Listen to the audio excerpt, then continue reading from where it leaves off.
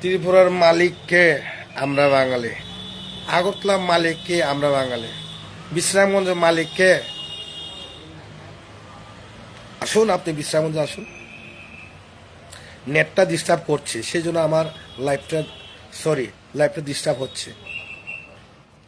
বিশ্রামগঞ্জ বাজারে একজন ব্যক্তি, সবাই জানে বিশ্রামগঞ্জ 1928-এ যখন আমাদের মহারাজ বীর বিক্রম কিশোর মাণিক্য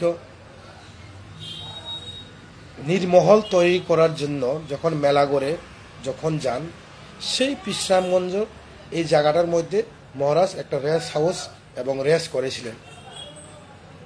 সেই কারণে বিশ্রামগঞ্জের নামটা আজকে চেঞ্জ করতে পারেনি, ল্যাংলা মাহাতি এবং বিশ্রামগঞ্জ। আজকে ত্রিপুরা মালিককে এবং আগরতলা মালিককে তাদেরকে আমি বলছি, দৃষ্টি আকর্ষণ করে বলছি, বিশ্রামগঞ্জ প্রায় অ্যারাউন্ড 1500 উপরে ফ্যামিলি আছে বিশ্রামগঞ্জ বাজারে। মনে রাখুন, বিশ্রামগঞ্জ বাজারে অ্যারাউন্ড 1500 অ্যাবাভ এখানে জেনারেল লোক আছে। এখানে এই জায়গাটা ডোনেট করা হয়েছিল মানিক দেববর্মা। বিশ্রামগঞ্জ বাজার, Bishramganj school, Bishramganj hospital, Bishramganj district magistrate, পুরান ডিস্ট্রিক্ট ম্যাজিস্ট্রেট, বিশ্রামগঞ্জ ডাবলডি, বিশ্রামগঞ্জ থানা,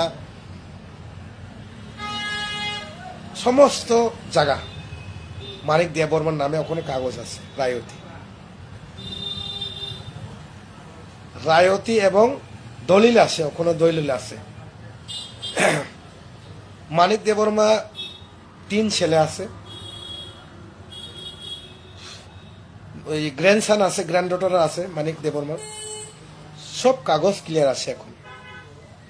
এখন সেই কাগজটা নিয়ে যদি জমির ফেরত 1984 একে যদি আমরা ত্রিপুরা রাজ্যে যে আইনে যদি কেস করি, অবশ্যই ত্রিপুরাসাদেরকে জমি কেউ হস্তান্তর করতে পারবে না, দলিলে অলরেডি লেখা আছে।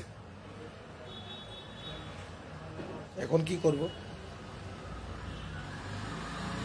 বিশ্রামগঞ্জের সমস্ত বাঙালিরা এখান থেকে বাস্তব এখান থেকে পালিয়ে যেতে হবে। আমরা এখন যদি কেস করি, লাফালেও হবে না, ডকুমেন্ট থাকতে হবে। আমাদের কাছে অল ক্লিয়ার ডকুমেন্ট আছে। বিশ্রামগঞ্জ বাজারে 100 খানি জায়গার যে ডোনেট করেছিল মানিক দেববর্মা, অ্যালং উইথ পর্চা এবং দলিল। এখন আপনি বলুন ত্রিপুরা মালিককে, আগরতলা মালিককে